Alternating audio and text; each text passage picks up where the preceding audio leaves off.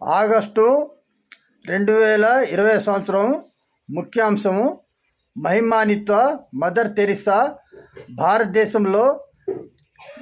భారతదేశంలో కోల్కతా కేంద్రంగా ప్రపంచ శాంతికి కృషి చేసిన నోబెల్ శాంతి భారతరత్న విజేత మదర్ తెరిసా.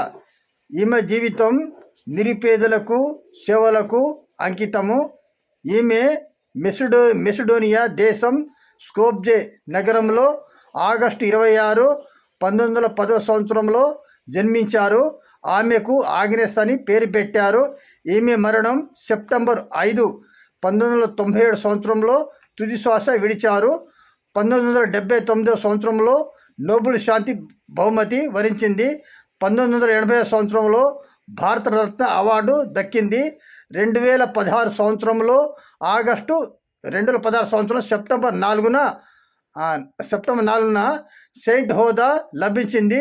375 సంవత్సరాల దేశ చరిత్రలో సెయింట్ హోదా 640 మందికి ఇవ్వగా వారిలో చివరి వారు మదర్ తెరిసా కావటం గౌరవప్రదం. ధన్యవాదాలు.